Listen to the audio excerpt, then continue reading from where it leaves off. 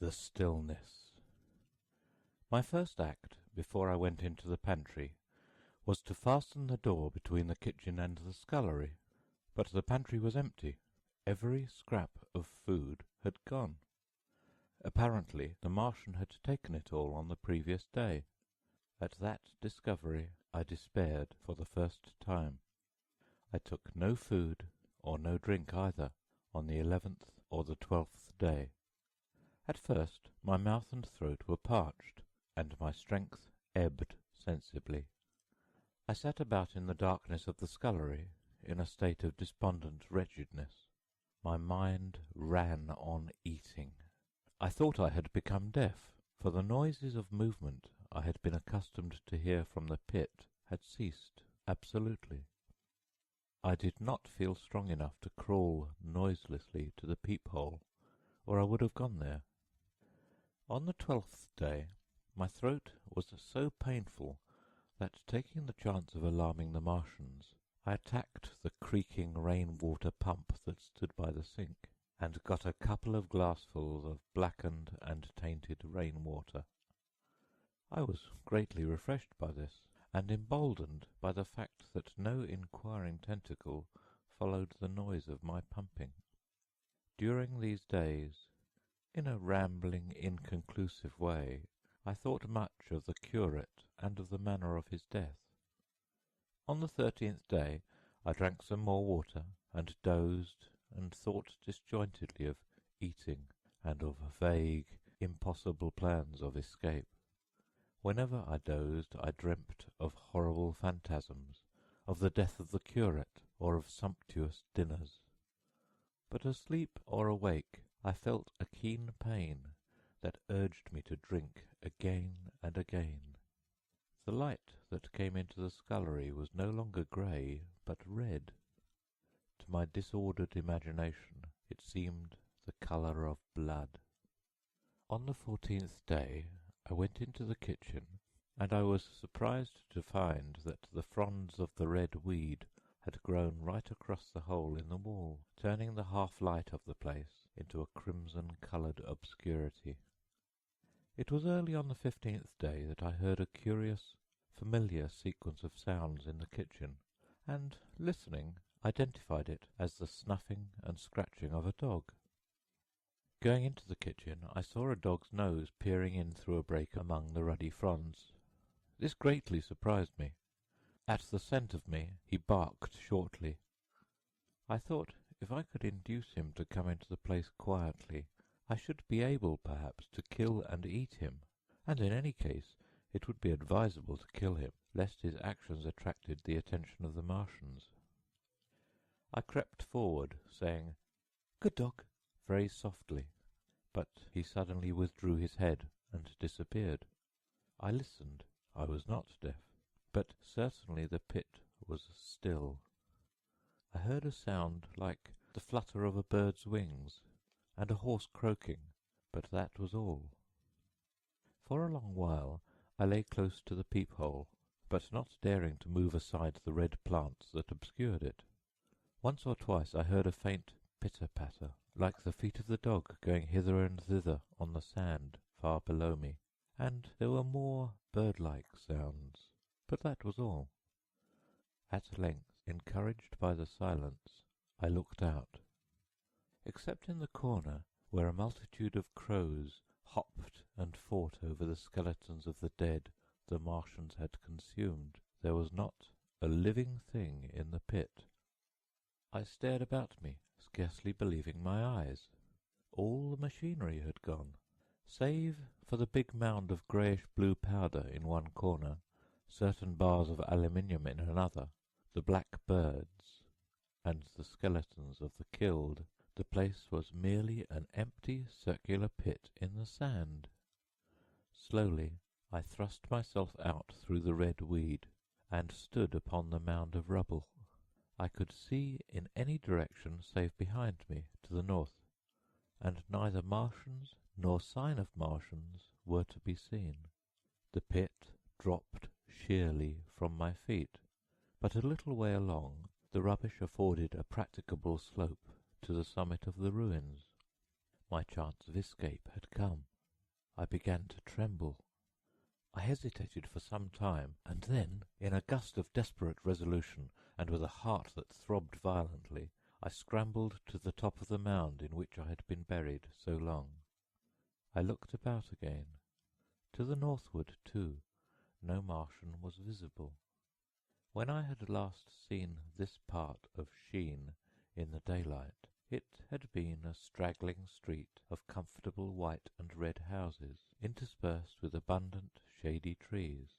Now I stood on a mound of smashed brickwork, clay, and gravel, over which spread a multitude of red cactus-shaped plants, knee-high, without a solitary terrestrial growth to dispute their footing. The trees near me were dead and brown, but further, a network of red thread scaled the still living stems. The neighbouring houses had all been wrecked, but none had been burned. Their walls stood sometimes to the second story, with smashed windows and shattered doors. The red weed grew tumultuously in their roofless rooms. Below me was the great pit, with the crows struggling for its refuse. A number of other birds hopped about among the ruins. Far away I saw a gaunt cat slink crouchingly along a wall, but traces of men there were none. The days seemed, by contrast with my recent confinement, dazzlingly bright, the sky a glowing blue. A gentle breeze kept the red weed that covered every scrap of unoccupied ground gently swaying, and oh, the sweetness of the air! The work of 15 days. For some time I stood tottering on the mound, regardless of my safety. Within that noisome den from which I had emerged, I had thought with a narrow intensity only of our immediate security. I had not realized what had been happening to the world, had not anticipated this startling vision of unfamiliar things. I had expected to see Sheen in ruins. I found about me the landscape weird and lurid of another planet. For that moment I touched an emotion beyond the common range of men, yet one that the poor brutes we dominate know only too well. I felt as a rabbit might feel, returning to his burrow and suddenly confronted by the work of a dozen busy navvies digging the foundations of a house. I felt the first inkling of a thing that presently grew quite clear in my mind, that oppressed me for many days, a sense of dethronement, a persuasion that I was no longer a master, but an animal among the animals, under the Martian heel. With us it would be as with them, to lurk and watch, to run and hide. The fear and empire of man had passed away. But so soon as this strangeness had been realized, it passed, and my dominant motive became the hunger of my long and dismal fast. In the direction away from the pit, I saw, beyond a red-covered wall, a patch of garden ground unburied. This gave me a hint, and I went knee-deep, and sometimes neck-deep, in the red weed. The density of the weed gave me a reassuring sense of hiding. The wall was some 6 feet high, and when I attempted to clamber it, I found I could not lift my feet to the crest. So I went along by the side of it, and came to a corner and a rockwork that enabled me to get to the top and tumble into the garden I coveted. Here I found some young onions, a couple of gladiolus bulbs, and a quantity of immature carrots, all of which I secured, and, scrambling over a ruined wall, went on my way through scarlet and crimson trees towards Kew. It was like walking through an avenue of gigantic blood drops, possessed with two ideas: to get more food and to limp as soon and as far as my strength permitted, out of this accursed, unearthly region of the pit. Some way farther, in a grassy place, was a group of mushrooms, which also I devoured, and then I came upon a brown sheet of flowing shallow water where meadows used to be. These fragments of nourishment served only to whet my hunger. At first I was surprised at this flood in a hot, dry summer, but afterwards I discovered that it was caused by the tropical exuberance of the red weed. Directly this extraordinary growth encountered water, it straightway became gigantic and of unparalleled fecundity.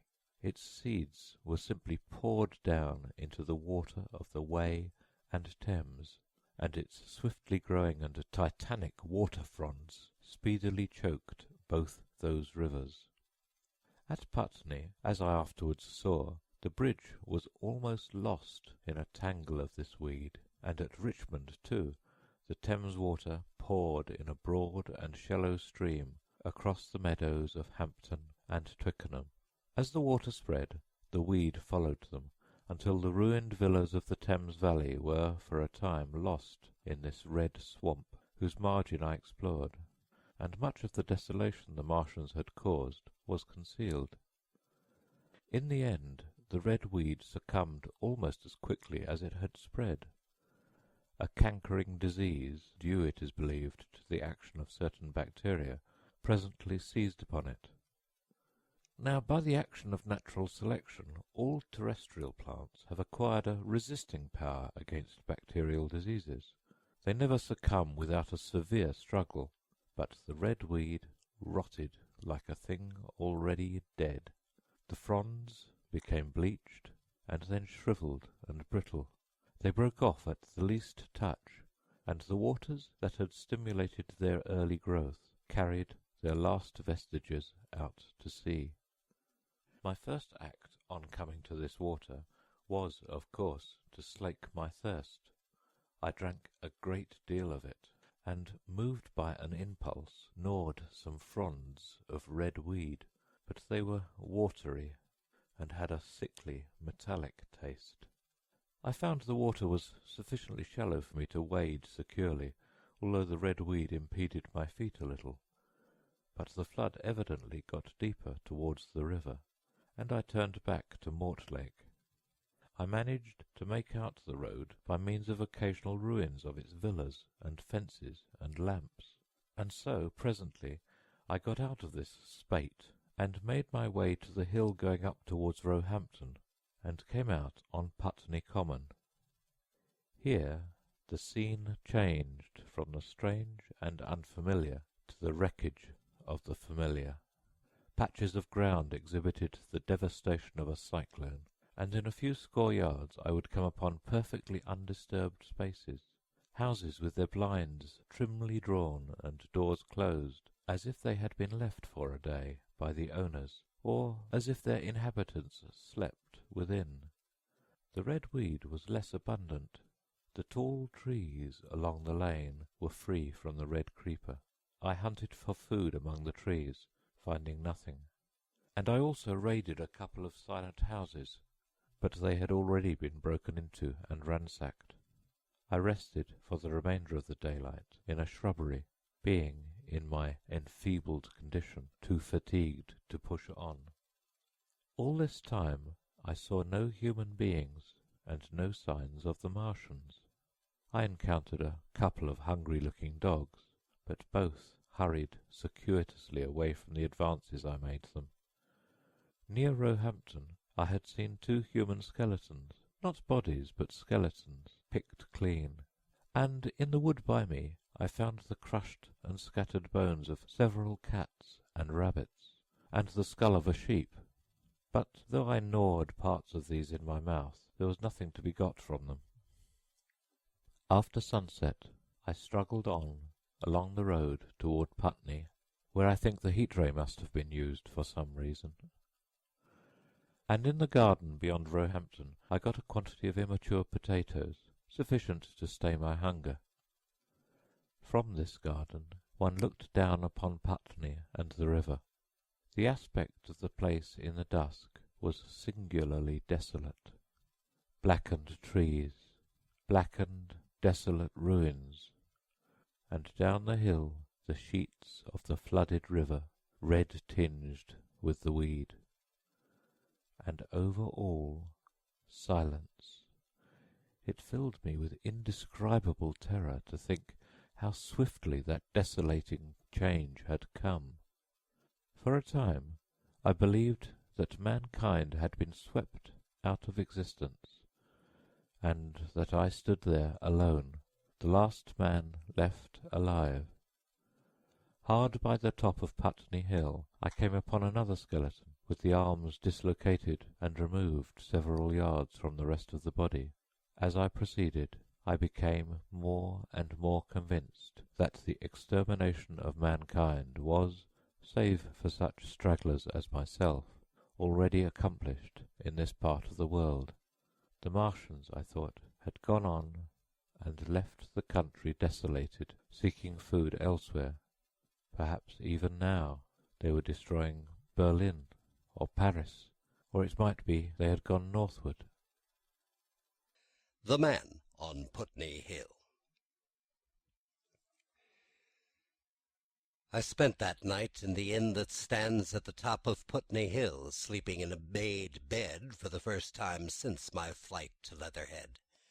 I will not tell the needless trouble I had breaking into that house.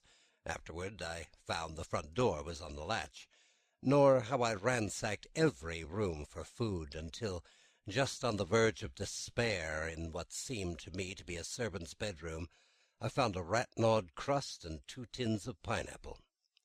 The place had already been searched and emptied. In the bar I afterwards found some biscuits and sandwiches that had been overlooked. The latter I could not eat, they were too rotten, but the former not only stayed my hunger but filled my pockets. I lit no lamps, fearing some Martian might come beating on that part of London for food in the night. Before I went to bed I had an interval of restlessness, and prowled from window to window, peering out for some sign of these monsters. I slept little. As I lay in bed I found myself thinking consecutively, a thing I do not remember to have done since my last argument with the curate. During all the intervening time my mental condition had been a hurrying succession of vague emotional states, or a sort of stupid receptivity. But in the night my brain, reinforced I suppose by the food I had eaten, grew clear again, and I thought. 3 things struggled for possession of my mind: the killing of the curate, the whereabouts of the Martians, and the possible fate of my wife. The former gave me no sensation of horror or remorse to recall. I saw it simply as a thing done, a memory infinitely disagreeable, but quite without the quality of remorse. I saw myself then, as I see myself now, driven step by step toward that hasty blow, the creature of a sequence of accidents leading inevitably to that. I felt no condemnation, yet the memory, static, unprogressive, haunted me. In the silence of the night, with that sense of nearness of God that sometimes comes into the stillness and the darkness, I stood my trial, my only trial, for that moment of wrath and fear. I retraced every step of our conversation, from the moment when I had found him crouching beside me, heedless of my thirst, and pointing to the fire and smoke that streamed up from the ruins of Weybridge. We had been incapable of cooperation. Grim chance had taken no heed of that. Had I foreseen, I should have left him at Halliford, but I did not foresee. And crime is easy to foresee and do. And I set this down as I have set all this story down as it was. There were no witnesses. All these things I might have concealed, but I set it down, and the reader must form his judgment as he will. And when, by an effort, I had set aside the picture of a prostrate body, I faced the problem of the Martians and the fate of my wife. For the former I had no data. I could imagine 100 things, and so, unhappily, I could for the latter. And suddenly that night became terrible.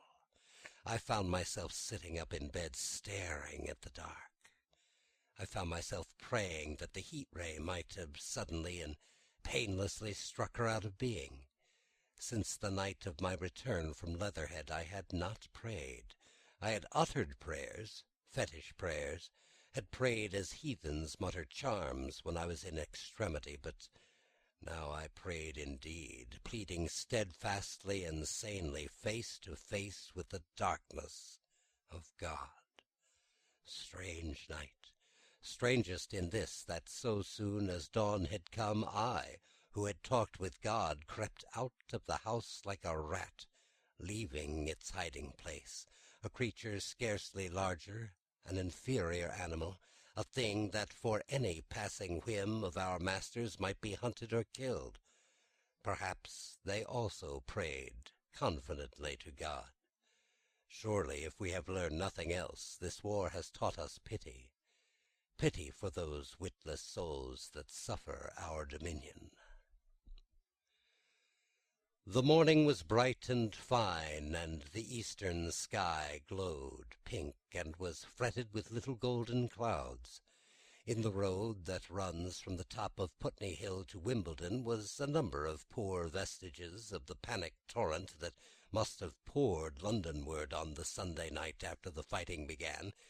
There was a little two-wheeled cart inscribed with the name Thomas Lobb, greengrocer, New Malden, with a smashed wheel and an abandoned tin trunk.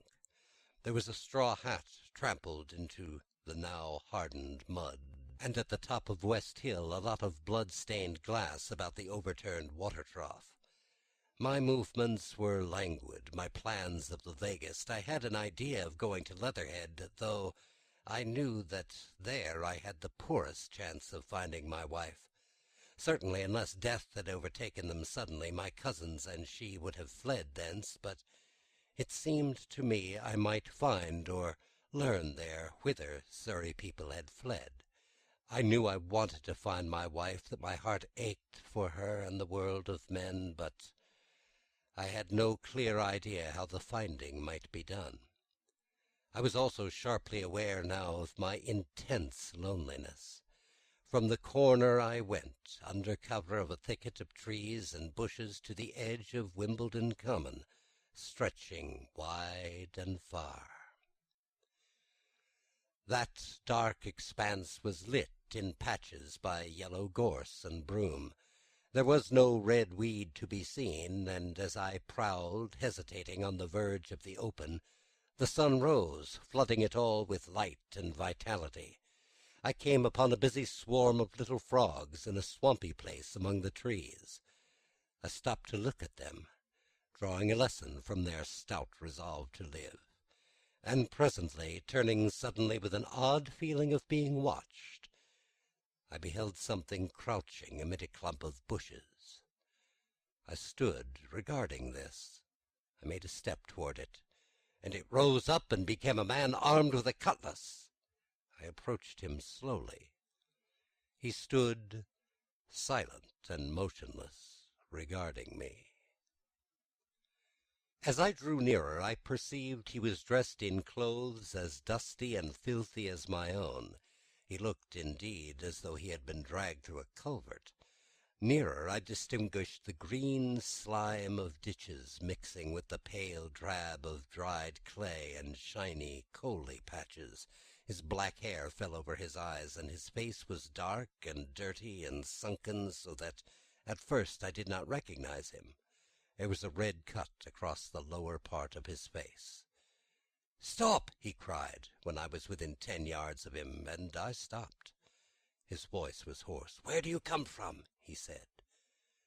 I thought, surveying him. "I come from Mortlake," I said. "I was buried near the pit the Martians made about their cylinder. I've worked my way out and escaped." "There's no food about here," he said. "This is my country. All this hill down to the river and back to Clapham and up to the edge of the common. There's only food for one. Which way you going?" I answered slowly. I don't know, I said. I have been buried in the ruins of a house 13 or 14 days. I don't know what has happened. He looked at me doubtfully, then started and looked with a changed expression. I have no wish to stop about here, said I. I think I shall go to Leatherhead, for my wife was there. He shot out a pointing finger. It's you, he said, the man from Woking. And you weren't killed at Weybridge? I recognized him in the same moment. You're the artilleryman who came into my garden. Good luck, he said. We are lucky ones, fancy you. He put out a hand and I took it. I crawled up a drain, he said, but they didn't kill everyone. And after they went away, I got off toward Walton across the fields, but it's not 16 days altogether, and your hair is grey. He looked over his shoulder suddenly. Only a rook, he said. One gets to know that birds have shadows these days. This is a bit open. Let's crawl under those bushes and talk. Have you seen any Martians? I said. Since I crawled out, they've gone away across London, he said. I guess they've got a bigger camp there. Of a night, all over there, Hampstead way, the sky's alive with their lights. It's like a great city, and in the glare you can just see them moving. By daylight you can't, but nearer, I haven't seen them. He counted on his fingers. 5 days. Then I saw a couple cross Hammersmith way carrying something big, and the night before last, he stopped and spoke impressively. It was just a matter of lights, but it was something up in the air. I believe they built a flying machine and are learning to fly. I stopped, on hands and knees, for we had come to the bushes. Fly? Yes, he said, fly. I went on into a little bower and sat down. It's all over with humanity, I said. If they can do that, they will simply go round the world. He nodded. They will. But it will relieve things over here a bit, and besides, he looked at me, aren't you satisfied it is up with humanity? I am.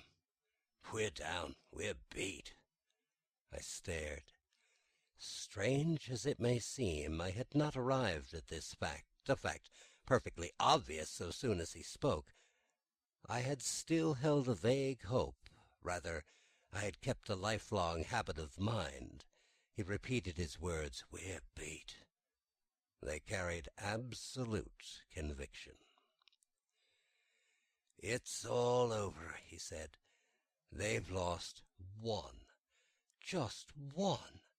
And they've made their footing good and crippled the greatest power in the world. They've walked over us. The death of that one at Weybridge was an accident. And these are only pioneers. They kept on coming. These green stars. I've not seen one these 5 or 6 days, but I've no doubt they're falling somewhere every night. Nothing's to be done. We're under. We're beat. I made him no answer. I sat staring before me, trying in vain to devise some countervailing thought. This isn't a war, said the artilleryman. It was never a war, any more than there's war between man and ants. Suddenly I recalled that night in the observatory. After the 10th shot, they fired no more, at least until the first cylinder came. How do you know? Said the artilleryman. I explained. He thought, something wrong with the gun, he said. But what if there is? They'll get it right again. And even if there's a delay, how can it alter the end? It's just men and ants.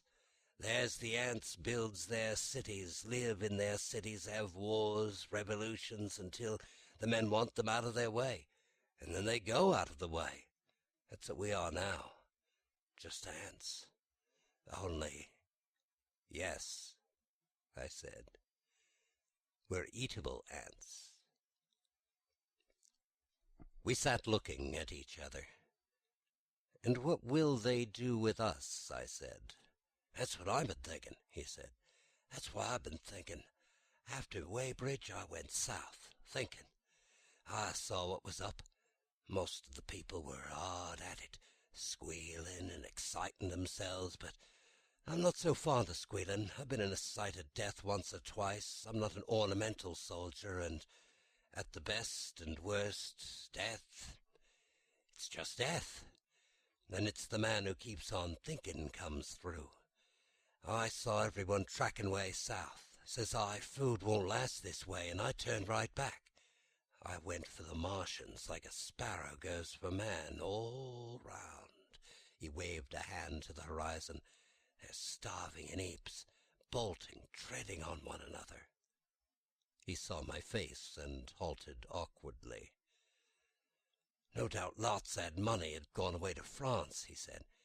He seemed to hesitate whether to apologize, met my eyes, and went on. There's food all about here. Canned things in shops, wine, spirits, mineral waters, and the water mains and drains are empty. Well, I was telling you what I was thinking. Here's intelligent things, I said, and it seems they want us for food. First they'll smash us up. Ships, machines, guns, cities, all the order and organization, all that'll go. If we're the size of ants, we might pull through. But we're not. It's all too bulky to stop. That's the first certainty, eh? I assented. It is. I thought it out very well then. Next, at present we're caught as we're wanted. A Martian has only to go a few miles to get a crowd on the run.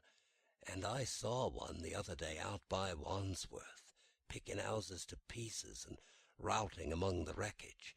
But they won't keep on doing that. As soon as they've settled all our guns and ships and smashed our railways and done all the things they were doing over here, they'll begin catching us systematic, picking the best, storing us in cages and things. That's what they'll start doing in a bit. Lord, they haven't even begun on us yet. Don't you see that? Not begun? I exclaimed. Not begun. And that's what's happened to us so far. All that's happened to us so far is through our not having the sense to keep quiet, worrying them with guns and such foolery, losing our heads and rushing off in crowds where there weren't any more safety than where we were. They don't want to bother us yet. They're making their things, making all the things they couldn't bring with them, getting things ready for the rest of their people. Very likely that's why the cylinders have stopped for a bit, for fear of hitting those who are here.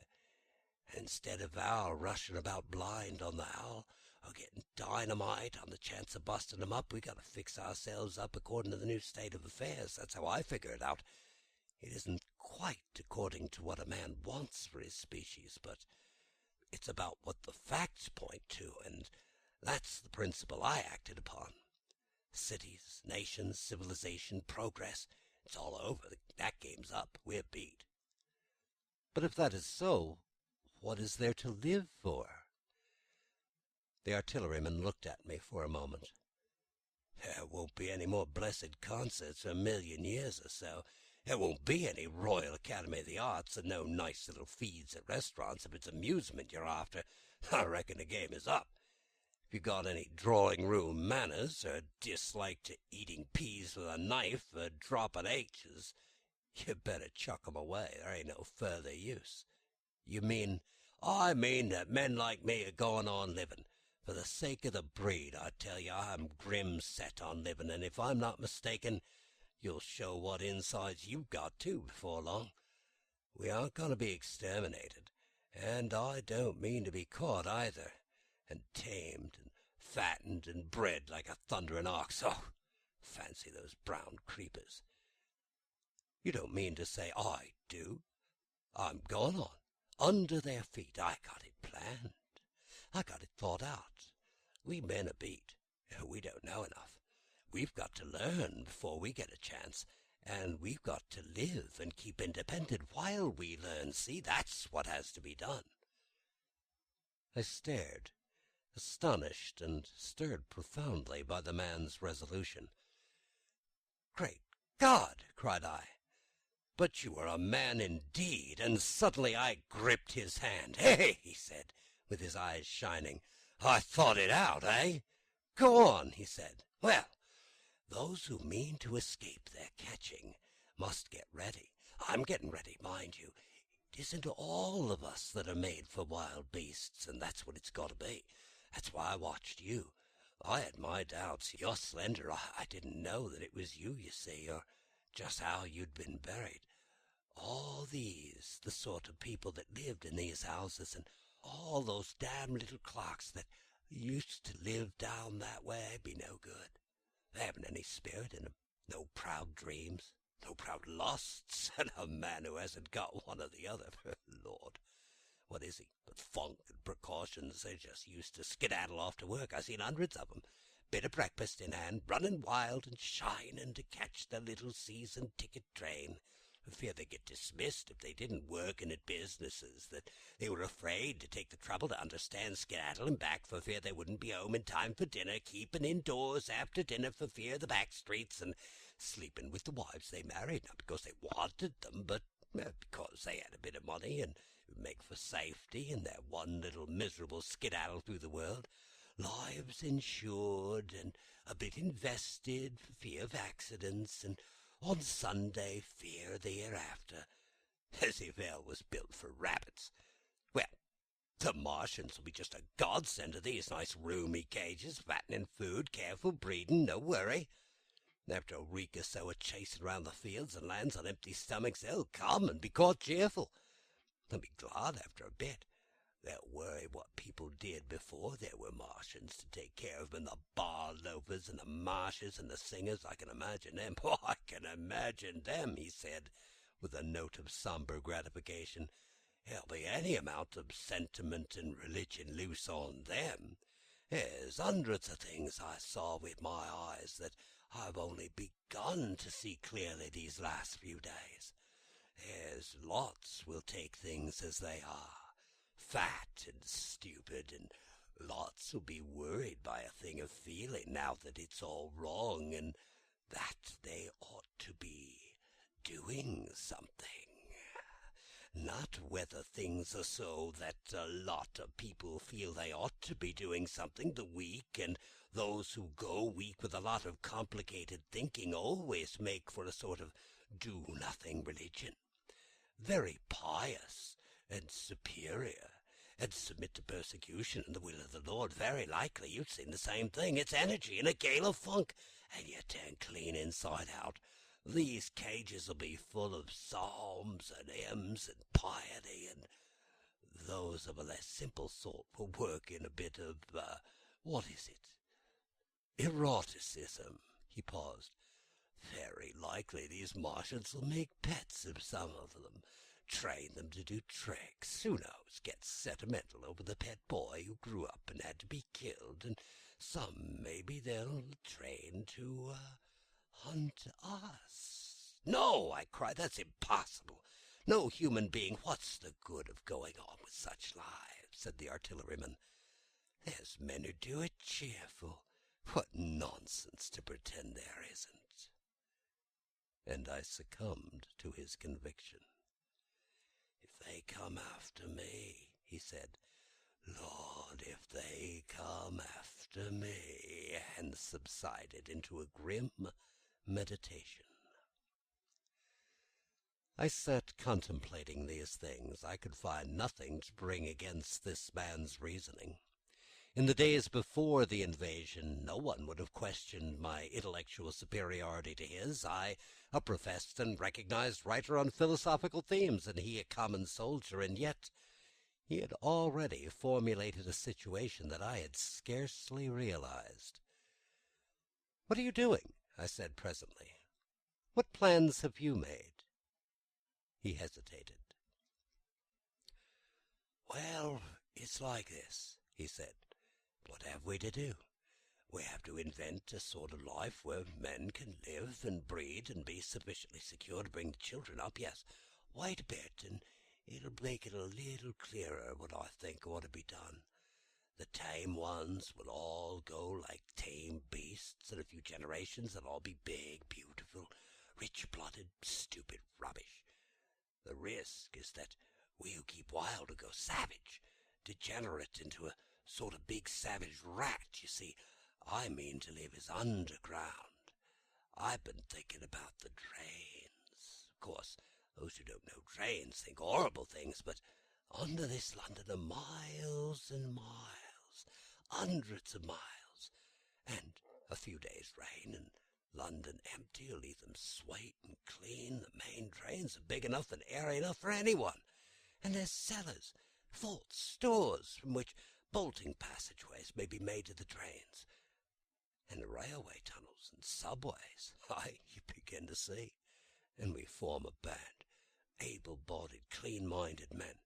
We're not going to pick up any rubbish that drifts in. Weaklings go out again. And you meant me to go? Well, I parleyed, didn't I? We won't quarrel about that. Go on. Those who stop obey orders. Able-bodied, clean-minded women we want also, mothers and teachers, no lackadaisical ladies, no blasted rolling eyes.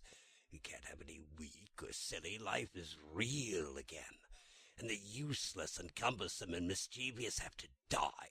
They ought to die. They ought to be willing to die. It's a sort of disloyalty, after all, to live and taint the race, and they can't be happy. Moreover, dying's none so dreadful. It's the funkin' that makes it bad. And in all those palaces we shall gather.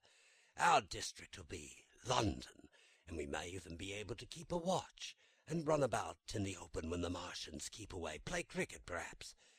That's how we shall save the race, eh? It's a possible thing.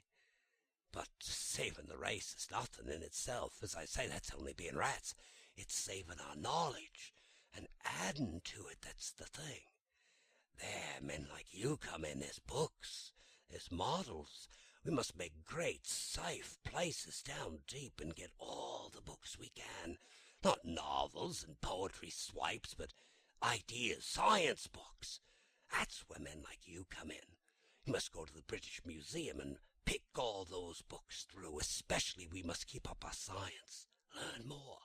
We must watch these Martians. Some of us must go as spies. When it's all working, perhaps I will. Get caught, I mean. And the great thing is, we must leave the Martians alone. We mustn't even steal. If we get in their way, we clear out. We must show them we mean them no harm. Yes, I know, but they're intelligent things. They won't hunt us down if they have all they want, and they think we're just harmless vermin. The artilleryman paused and laid a brown hand upon my arm.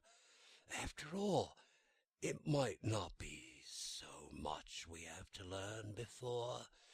Just imagine there's 4 or 5 of their fighting machines suddenly starting off, heat rays right and left, and not a Martian in them. Not a Martian in them, but men who've learned the way out. Maybe in my time, even those men. Fancy having one of them lovely things with its heat ray wide and free. Fancy having it in control. What would it matter if you smashed to smithereens at the end of the run after a bust like that? I reckon the Martians will open their beautiful eyes. Can't you see them, man? Can't you see them hurrying, puffing and blowing and hooting to their other mechanical affairs? Something out of gear in every case, and swish, bang, rattle, swish. Just as they're fumbling over it, swish comes down the heat ray, and behold, man has come back to his own. For a while the imaginative daring of the artilleryman and the tone of assurance and courage he assumed completely dominated my mind. I believed unhesitatingly both in his forecast of human destiny and in the practicability of his astonishing scheme, and the reader who thinks me susceptible and foolish must contrast his position, reading steadily with all his thoughts about his subject, and mine crouching fearfully in the bushes and listening, distracted by apprehension. We talked in this manner through the early morning time, and later crept out of the bushes, and after scanning the sky for Martians, hurried precipitately to the house on Putney Hill where he had made his lair. It was the coal cellar of the place, and when I saw the work he had spent a week upon, it was a burrow scarcely 10 yards long, which he designed to reach into the main drain on Putney Hill, I had my first inkling of the gulf between his schemes and his powers. Such a hole I could have dug in a day, but I believed in him sufficiently to work with him all that morning, until past midday at his digging. We had a garden barrow, and shot the earth we removed against the kitchen range. We refreshed ourselves with a tin of mock turtle soup and wine from the neighbouring pantry. I found a curious relief from the aching strangeness of the world in this steady labour. As we worked, I turned his project over in my mind, and presently objections and doubts began to arise. But I worked there all the morning, so glad was I to find myself with a purpose again. After working an hour, I began to speculate on the distance one had to go before the cloaca was reached, the chances we had of missing it altogether. My immediate trouble was why we should dig this long tunnel when it was possible to get into the drain at once down one of the manholes and work back to the house. It seemed to me, too, that the house was inconveniently chosen and required a needless length of tunnel, and just as I was beginning to face these things, the artilleryman stopped digging and looked at me. "We're working well," he said. He put down his spade. "Let's knock off a bit. I think it's time we reconnoitred from the roof of the house." I was for going on, and after a little hesitation he resumed his spade, and then suddenly I was struck by a thought. I stopped, and so did he at once. "Why were you walking about the common," he said, "instead of being here?" "Taking the air," he said. "I was coming back. It's safer by night." "But the work?" "Oh, one can't always work," he said, and in a flash I saw the man plain. He hesitated, holding his spade. "But we ought to reconnoitre now, because if any come near they may hear the spades and drop down on us unaware." I was no longer disposed to the project. We went together to the roof and stood on a ladder peeping out through the roof door. No Martians were to be seen, and we ventured out onto the tiles and slipped down under the shelter of the parapet. From this position a shrubbery hid the greater portion of Putney, but we could see the river below, a bubbly mass of red weed, and the low parts of Lambeth flooded and red. The red creepers swarmed up the trees about the old palace, and their branches stretched, gaunt and dead, and set with shriveled leaves from amid its clusters. It was strange how entirely dependent both these things were upon flowing water for their propagation. About us neither had gained a footing. Laburnums, pink maize, snowballs, and trees of arbor vitae rose out of laurels and hydrangeas, green and brilliant, into the sunlight. Beyond Kensington dense smoke was rising, and that and a blue haze hid the northward hills. The artilleryman began to tell me of the sort of people who still remained in London. "One night last week," he said, "some fools got the electric light in order, and there was all Regent Street and the circus ablaze, crowded with painted and ragged drunkards, men and women, dancing and shouting till dawn. A man who was there told me, and as the day came, they became aware of a fighting machine standing nearby the Langham, looking down at them. Heaven knows how long it had been there. Must have given some of them a nasty turn. He came right down the road toward them, and picked up nearly 100, too drunk or frightened to run away. Grotesque gleam of a time no history will ever fully describe. From that, in answer to my questions, he came round to his grandiose plans again. He grew enthusiastic. He talked so eloquently of the possibility of capturing a fighting machine that I more than half believed him again. But now that I was beginning to understand something of his quality, I could divine the stress he laid on doing nothing precipitously. And I noted that now there was no great question that he personally was to capture and fight the great machine. After a while we went down into the cellar. Neither of us seemed disposed to resume digging, and when he suggested a meal I was nothing loath. He became suddenly very generous, and when we had eaten the night away and returned with some excellent cigars, we lit these, and his optimism glowed. He was inclined to regard my coming as a great occasion. "There's some champagne in the cellar," he said. "We can dig better on this Thames-side Burgundy," said I. "No," said he, "I'm host today. Champagne! Great God, we've had a heavy enough task before us. Let's take the rest and gather strength while we may. Look at these blistered hands." And pursuant to this idea of a holiday, he insisted upon playing cards after we had eaten. He taught me euchre, and after dividing London between us, I taking the northern side and he the southern, we played for parish points.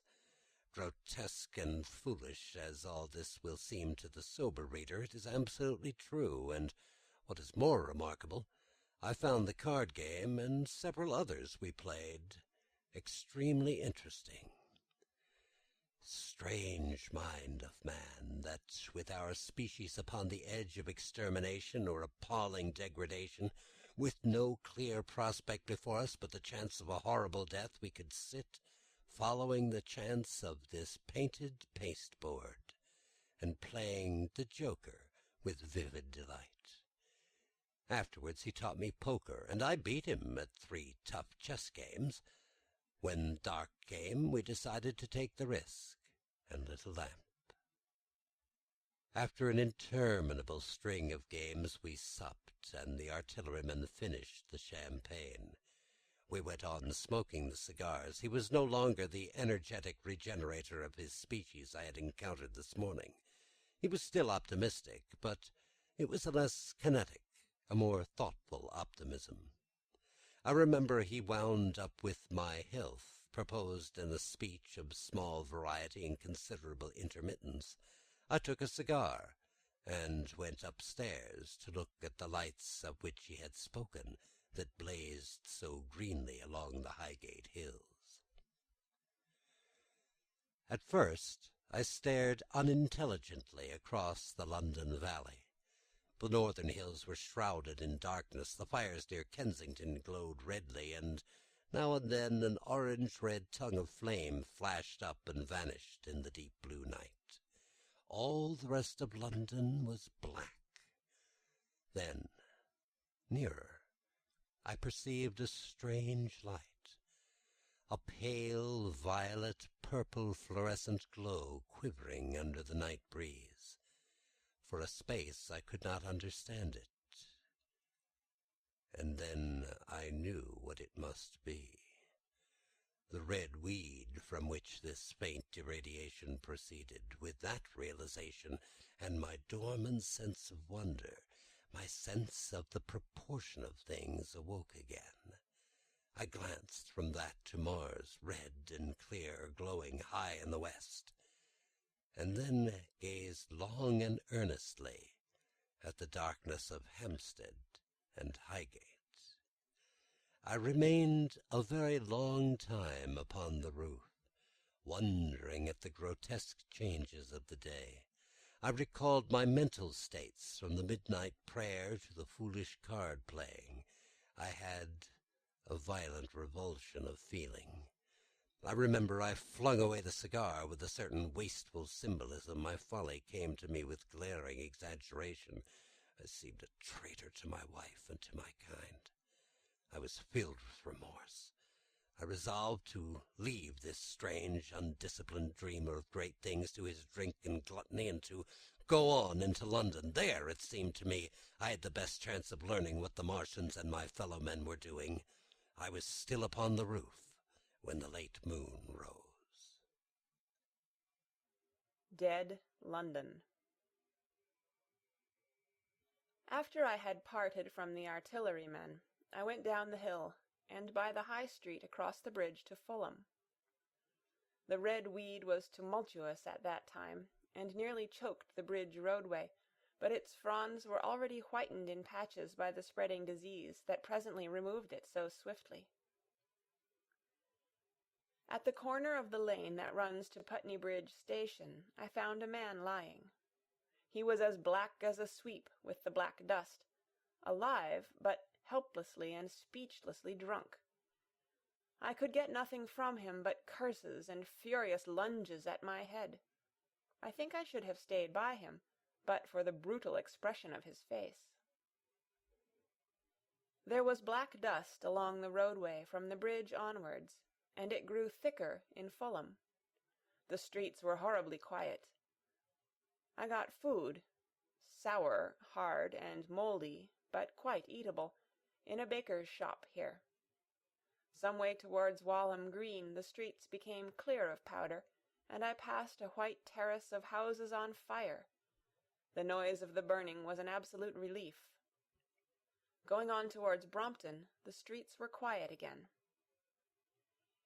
Here I came once more upon the black powder in the streets, and upon dead bodies. I saw altogether about a dozen in the length of the Fulham road. They had been dead many days, so that I hurried quickly past them. The black powder covered them over and softened their outlines.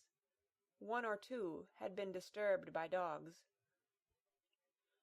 Where there was no black powder it was curiously like a Sunday in the city, with the closed shops, the houses locked up and the blinds drawn, the desertion, and the stillness. In some places plunderers had been at work, but rarely at other than the provision and wine shops. A jeweller's window had been broken open in one place, but apparently the thief had been disturbed, and a number of gold chains and a watch lay scattered on the pavement. I did not trouble to touch them. Farther on was a tattered woman in a heap on a doorstep. The hand that hung over her knee was gashed and bled down her rusty brown dress, and a smashed magnum of champagne formed a pool across the pavement. She seemed asleep, but she was dead. The farther I penetrated into London, the profounder grew the stillness.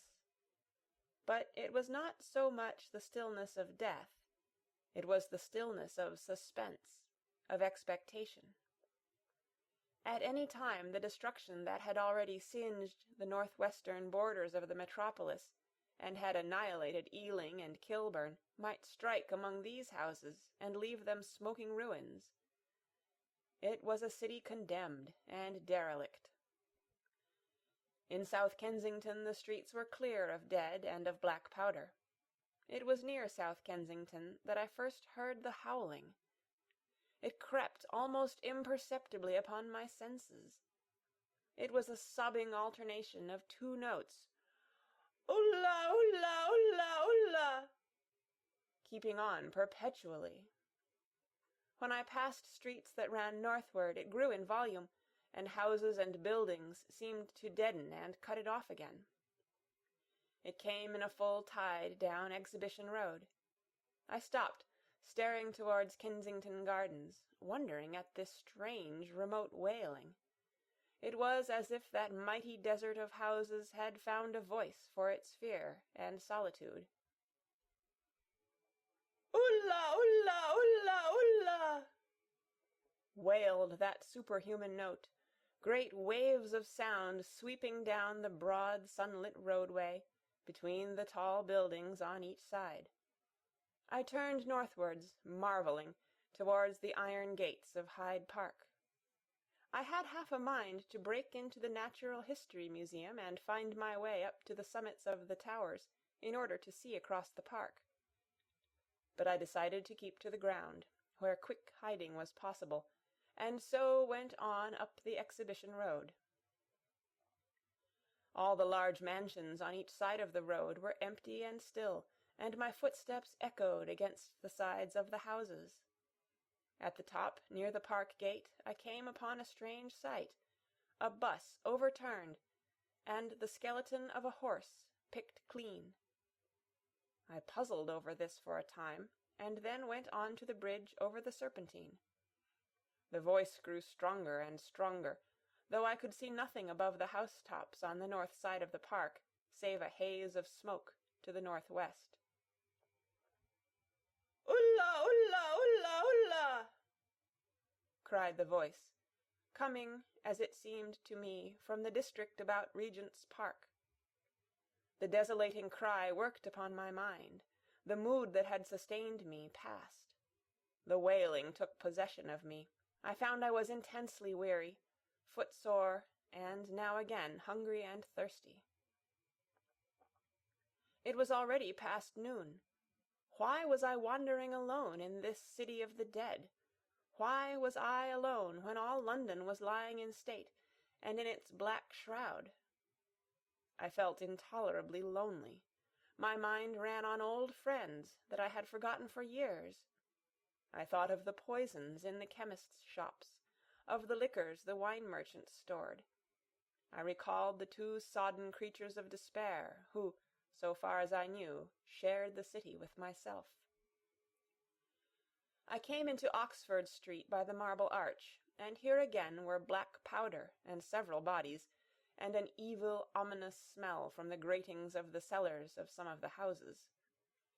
I grew very thirsty after the heat of my long walk. With infinite trouble I managed to break into a public house and get food and drink. I was weary after eating, and went into the parlour behind the bar and slept on a black horsehair sofa I found there. I awoke to find that dismal howling still in my ears. "Ulla, ulla, ulla, ulla!" It was now dusk, and after I had routed out some biscuits and a cheese in the bar — there was a meat safe, but it contained nothing but maggots — I wandered on through the silent residential squares to Baker Street. Portman Square is the only one I can name, and so came out at last upon Regent's Park. And as I emerged from the top of Baker Street, I saw far away over the trees in the clearness of the sunset the hood of the Martian giant from which this howling proceeded. I was not terrified. I came upon him as if it were a matter of course. I watched him for some time, but he did not move. He appeared to be standing and yelling, for no reason that I could discover. I tried to formulate a plan of action. That perpetual sound of "Ulla, ulla, ulla, ulla!" confused my mind. Perhaps I was too tired to be very fearful. Certainly I was more curious to know the reason of this monotonous crying than afraid.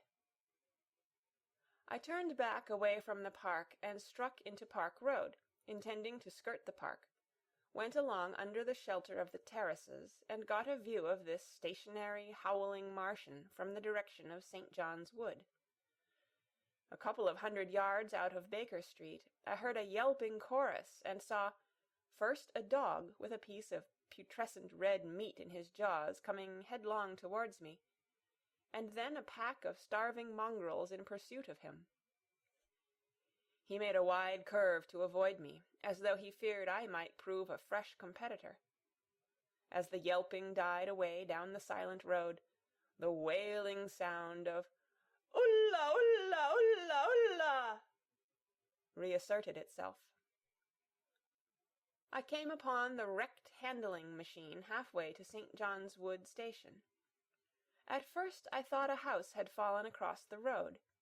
It was only as I clambered among the ruins that I saw, with a start, this mechanical Samson lying, with its tentacles bent and smashed and twisted, among the ruins it had made. The forepart was shattered. It seemed as if it had driven blindly straight at the house, and had been overwhelmed in its overthrow. It seemed to me then that this might have happened by a handling machine escaping from the guidance of its Martian. I could not clamber among the ruins to see it, and the twilight was now so far advanced that the blood with which its seat was smeared, and the gnawed gristle of the Martian that the dogs had left, were invisible to me. Wondering still more at all that I had seen, I pushed on towards Primrose Hill. Far away, through a gap in the trees, I saw a second Martian, as motionless as the first, standing in the park towards the Zoological Gardens, and silent. A little beyond the ruins about the smashed handling machine, I came upon the red weed again, and found the Regent's Canal a spongy mass of dark red vegetation. As I crossed the bridge, the sound of "Ulla, ulla, ulla, ulla" ceased. It was, as it were, cut off. The silence came like a thunderclap. The dusky houses about me stood faint and tall and dim. The trees towards the park were growing black. All about me the red weed clambered among the ruins, writhing to get above me in the dimness.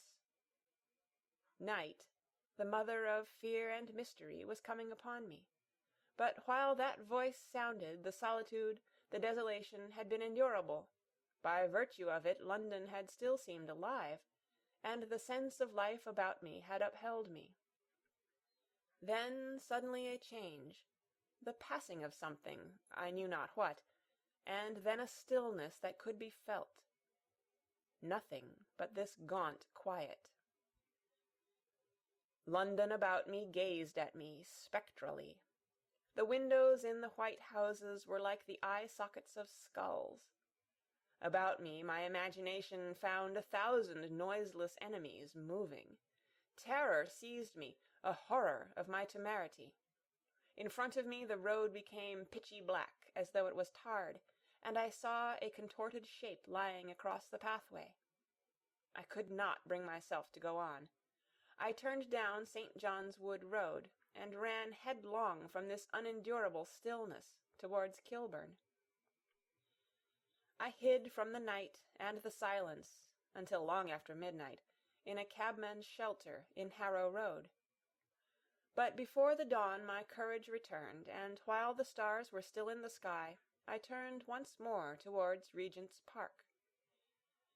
I missed my way among the streets, and presently saw down a long avenue, in the half-light of the early dawn, the curve of Primrose Hill.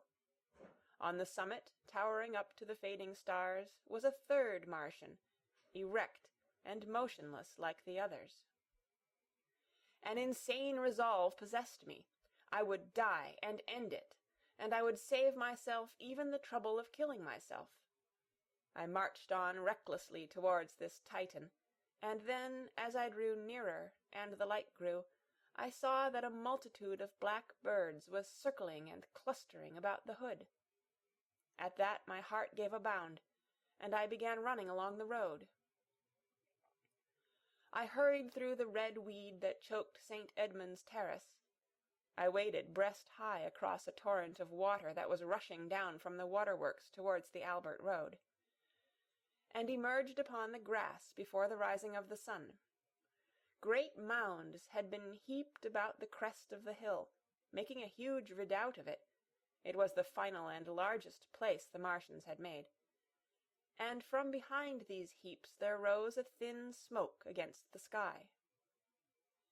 Against the skyline an eager dog ran and disappeared. The thought that had flashed into my mind grew real, grew credible. I felt no fear, only a wild, trembling exultation as I ran up the hill towards the motionless monster.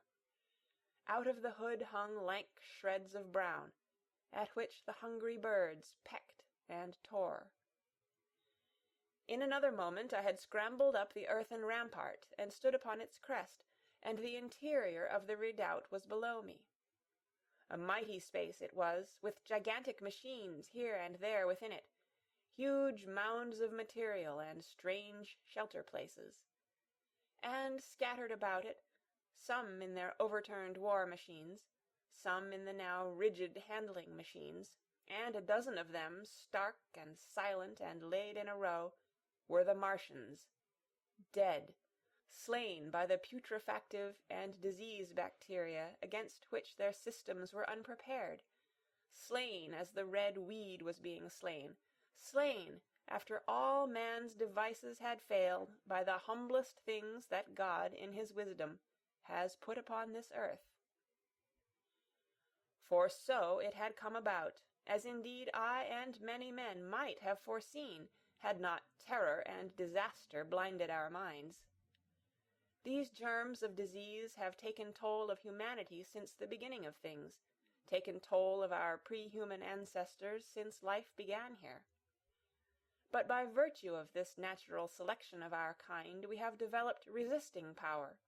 To no germs do we succumb without a struggle, and to many, those that cause putrefaction in dead matter, for instance, our living frames are altogether immune. But there are no bacteria in Mars, and directly these invaders arrived, directly they drank and fed, our microscopic allies began to work their overthrow. Already when I watched them they were irrevocably doomed, dying and rotting, even as they went to and fro. It was inevitable.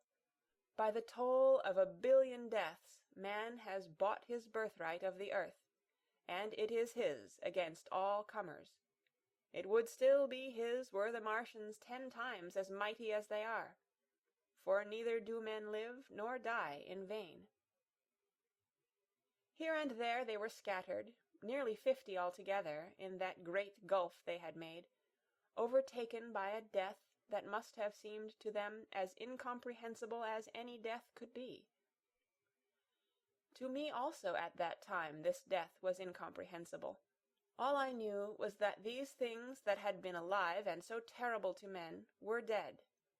For a moment I believed that the destruction of Sennacherib had been repeated, that God had repented, that the angel of death had slain them in the night. I stood staring into the pit, and my heart lightened gloriously, even as the rising sun struck the world to fire about me with his rays. The pit was still in darkness. The mighty engines, so great and wonderful in their power and complexity, so unearthly in their tortuous forms, rose weird and vague and strange out of the shadows towards the light. A multitude of dogs, I could hear, fought over the bodies that lay darkly in the depth of the pit far below me. Across the pit, on its farther lip, flat and vast and strange, lay the great flying machine with which they had been experimenting upon our denser atmosphere when decay and death arrested them. Death had come not a day too soon. At the sound of a cawing overhead I looked up at the huge fighting machine that would fight no more forever, at the tattered red shreds of flesh that dripped down upon the overturned seats on the summit of Primrose Hill. I turned and looked down the slope of the hill to where, enhaloed now in birds, stood those other 2 Martians that I had seen overnight, just as death had overtaken them. The one had died, even as it had been crying to its companions. Perhaps it was the last to die, and its voice had gone on perpetually until the force of its machinery was exhausted. They glittered now, harmless tripod towers of shining metal, in the brightness of the rising sun. All about the pit, saved as by a miracle from everlasting destruction, stretched the great Mother of Cities. Those who have only seen London veiled in her sombre robes of smoke can scarcely imagine the naked clearness and beauty of the silent wilderness of houses. Eastward, over the blackened ruins of the Albert Terrace and the splintered spire of the church, the sun blazed dazzling in a clear sky, and here and there some facet in the great wilderness of roofs caught the light and glared with a white intensity. Northward were Kilburn and Hampstead, blue and crowded with houses. Westward the great city was dimmed, and southward, beyond the Martians, the green waves of Regent's Park, the Langham Hotel, the dome of the Albert Hall, the Imperial Institute, and the giant mansions of the Brompton Road came out clear and little in the sunrise, the jagged ruins of Westminster rising hazily beyond. Far away and blue were the Surrey hills, and the towers of the Crystal Palace glittered like two silver rods. The dome of St. Paul's was dark against the sunrise, and injured, I saw for the first time, by a huge gaping cavity on its western side. And as I looked at this wide expanse of houses and factories and churches, silent and abandoned, as I thought of the multitudinous hopes and efforts, the innumerable hosts of lives that had gone to build this human reef, and of the swift and ruthless destruction that had hung over it all, when I realized that the shadow had been rolled back, and that men might still live in the streets, and this dear, vast, dead city of mine be once more alive and powerful, I felt a wave of emotion that was near akin to tears. The torment was over. Even that day the healing would begin. The survivors of the people scattered over the country, leaderless, lawless, foodless, like sheep without a shepherd, the thousands who had fled by sea would begin to return. The pulse of life, growing stronger and stronger, would beat again in the empty streets and pour across the vacant squares. Whatever destruction was done, the hand of the destroyer was stayed. All the gaunt wrecks, the blackened skeletons of houses that stared so dismally at the sunlit grass of the hill, would presently be echoing with the hammers of the restorers and ringing with the tapping of their trowels. At the thought I extended my hands toward the sky and began thanking God. In a year, thought I, in a year. With overwhelming force came the thought of myself, of my wife, and the old life of hope and tender helpfulness that had ceased forever. Wreckage. And now comes the strangest thing in my story. Yet perhaps it is not altogether strange. I remember clearly and coldly and vividly all that I did that day until the time that I stood weeping and praising God upon the summit of Primrose Hill. And then I forget. Of the next 3 days I know nothing. I have learned since that, so far from my being the first discoverer of the Martian overthrow, several such wanderers as myself had already discovered this on the previous night. One man, the first, had gone to St. Martin's-le-Grand, and while I sheltered in the cabman's hut, had contrived to telegraph to Paris. Thence the joyful news had flashed all over the world. 1,000 cities, chilled by ghastly apprehensions, suddenly flashed into frantic illuminations. They knew of it in Dublin, Edinburgh, Manchester, Birmingham, at the time when I stood upon the verge of the pit. Already men, weeping with joy, as I have heard, shouting and staying their work to shake hands and shout, were making up trains, even as near as Crewe, to descend upon London. The church bells that had ceased a fortnight since suddenly caught the news, until all England was bell-ringing. Men on cycles, lean-faced, unkempt, scorched along every country lane, shouting of unhoped deliverance, shouting to gaunt, staring figures of despair. And for the food! Across the Channel, across the Irish Sea, across the Atlantic, corn, bread, and meat were tearing to our relief. All the shipping in the world seemed going Londonward in those days. But of all this I have no memory. I drifted, a demented man. I found myself in a house of kindly people, who had found me on the 3rd day, wandering, weeping and raving through the streets of St. John's Wood. They have told me since that I was singing some insane doggerel about the last man left alive, hurrah, the last man left alive. Troubled as they were with their own affairs, these people, whose name, much as I would like to express my gratitude to them, I may not even give here, nevertheless cumbered themselves with me, sheltered me, and protected me from myself. Apparently they had learned something of my story from me during the days of my lapse. Very gently, when my mind was assured again, did they break to me what they had learnt of the fate of Leatherhead. 2 days after I was imprisoned it had been destroyed, with every soul in it, by a Martian. He had swept it out of existence, as it seemed, without any provocation, as a boy might crush an ant-hill, in the mere wantonness of power. I was a lonely man, and they were very kind to me. I was a lonely man, and a sad one, and they bore with me. I remained with them 4 days after my recovery. All that time I felt a vague, a growing craving to look once more on whatever remained of the little life that seemed so happy and bright in my past. It was a mere hopeless desire to feast upon my misery. They dissuaded me.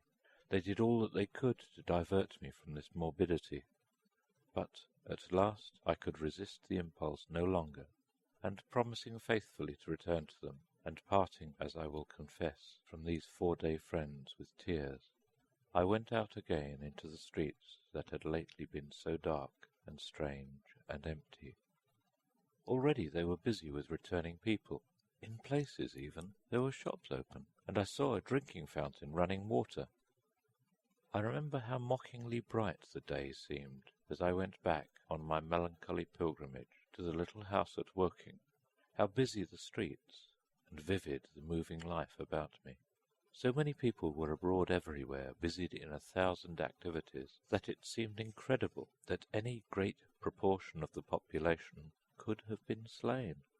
But then I noticed how yellow were the skins of the people I met, how shaggy the hair of the men, how large and bright their eyes, and that every other man still wore his dirty rags.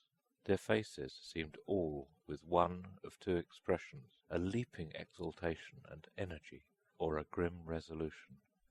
Save for the expression of the faces, London seemed a city of tramps. The vestries were indiscriminately distributing bread sent us by the French government.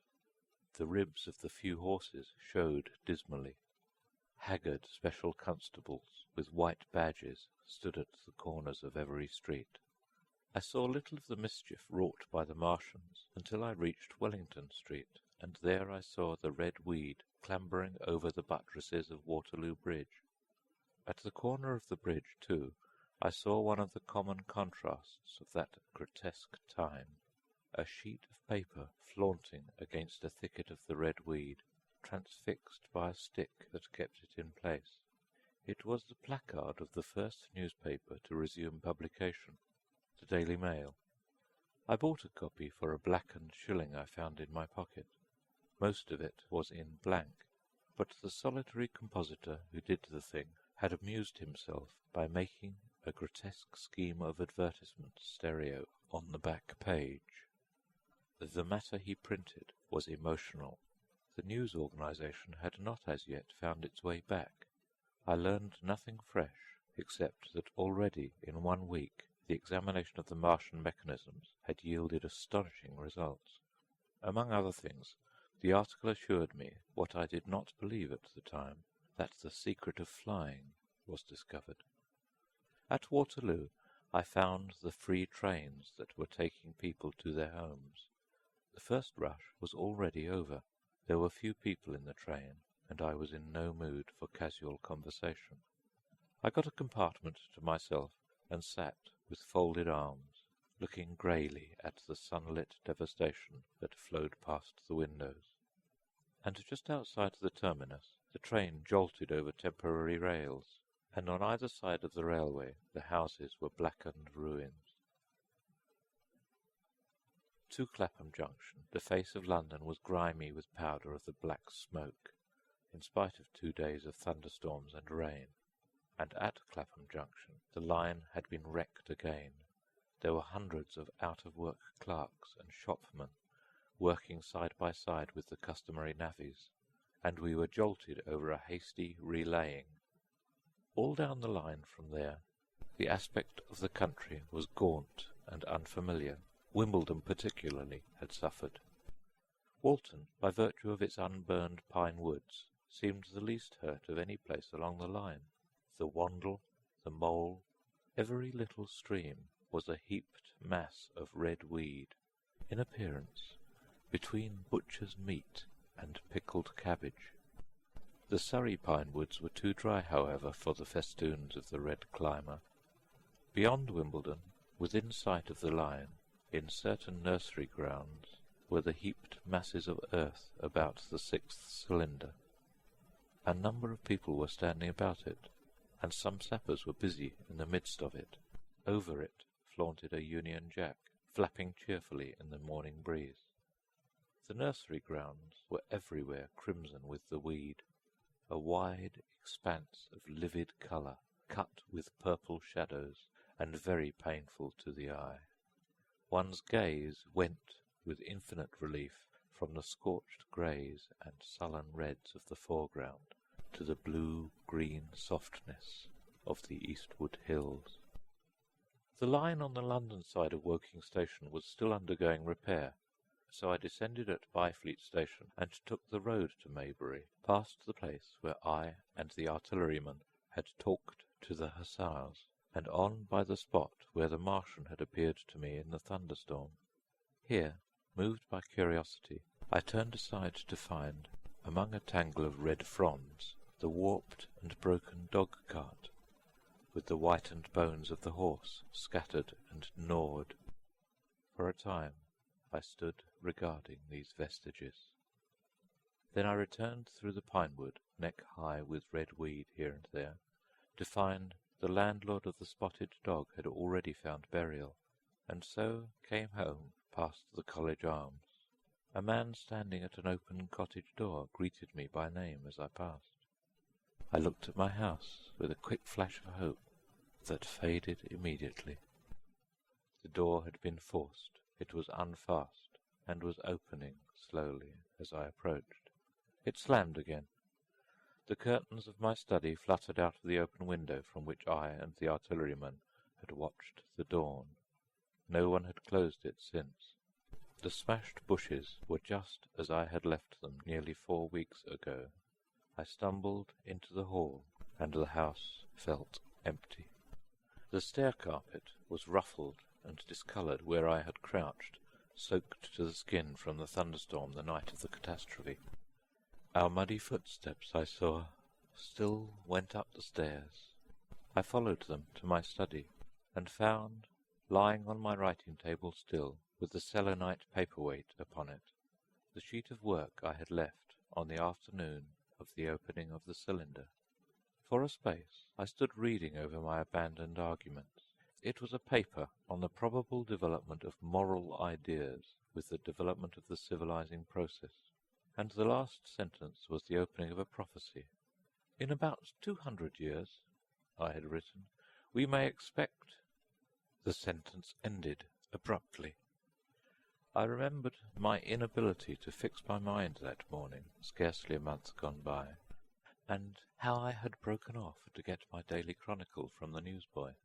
I remembered how I went down to the garden gate as he came along, and how I had listened to his odd story of men from Mars. I came down and went into the dining room. There were the mutton and the bread, both far gone now in decay, and a beer bottle overturned, just as I and the artilleryman had left them. My home was desolate. I perceived the folly of the faint hope I had cherished so long. And then a strange thing occurred.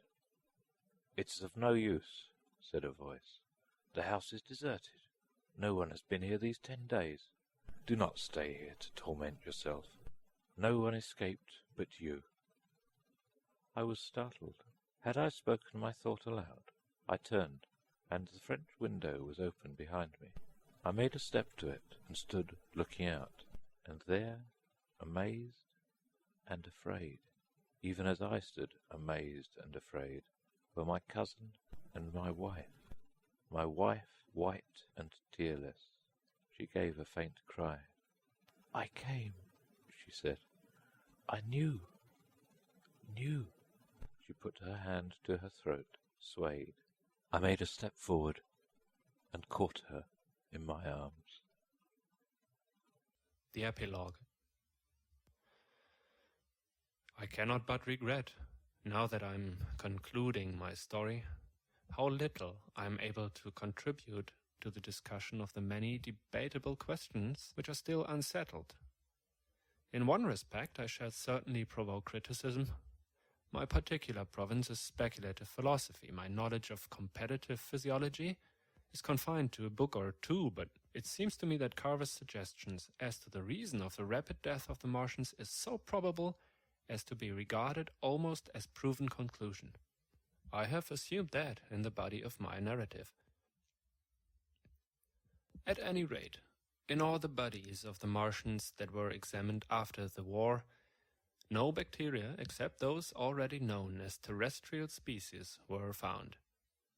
That they did not bury any of their dead, and the reckless slaughter they perpetrated, point also to an entire ignorance of the putrefactive process.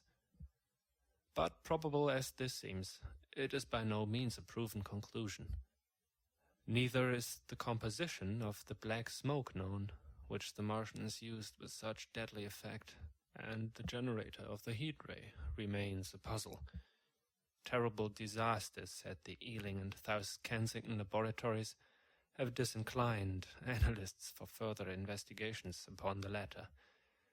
Spectrum analysis of the black powder points unmistakably to the presence of an unknown element, with a brilliant group of the 3 lines in the green, and it is possible that it combines with argon to form a compound which acts at once with deadly effect upon some constituent in the blood. But such unproven speculations will scarcely be of interest to the general reader to whom this story is addressed. None of the brown scum that drifted down the Thames after the destruction of Shepperton was examined at that time, and no one is forthcoming.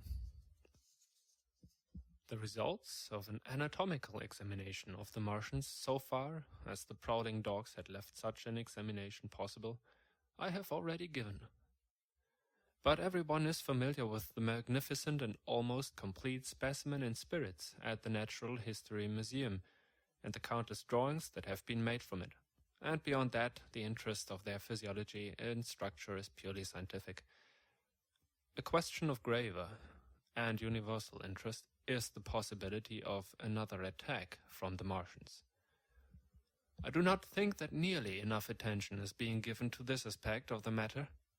At present the planet Mars is in conjunction, but with every return to opposition, I, for one, anticipate a renewal of their adventure.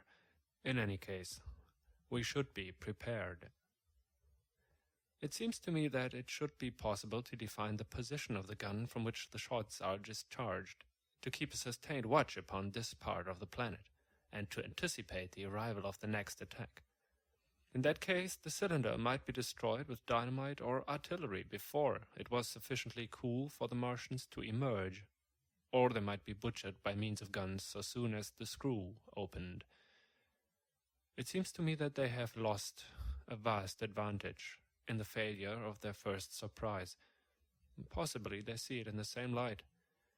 Lessing has advanced excellent reasons for supposing that the Martians have actually succeeded in effecting a landing on the planet Venus. 7 months ago now, Venus and Mars were in alignment with the Sun. That is to say, Mars was in a position from the point of view of an observer on Venus. Subsequently, a peculiar luminous and sinuous marking appeared on the unilluminated half of the inner planet, and almost simultaneously a faint dark mark of a similar sinuous character was detected upon a photograph of the Martian disk. One needs to see the drawings of these appearances in order to appreciate fully their remarkable resemblance in character. At any rate, whether we expect another invasion or not, our views of the human future must be greatly modified by these events. We have learned now that we cannot regard this planet as being fenced in and a secure abiding place for men. We can never anticipate the unseen good or evil that may come upon us suddenly out of space. It may be that in the larger design of the universe, this invasion from Mars is not without its ultimate benefit for men, It has robbed us of that serene confidence in the future which is the most fruitful source of decadence.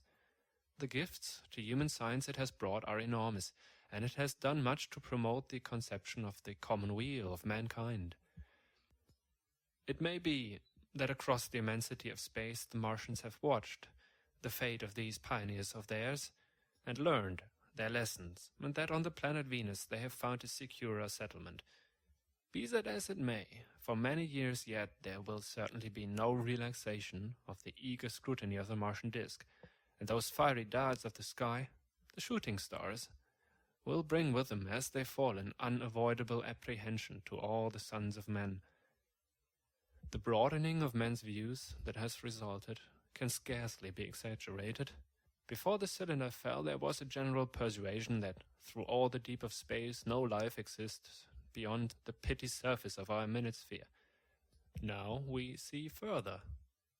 If the Martians can reach Venus, there is no reason to suppose that the thing is impossible for men.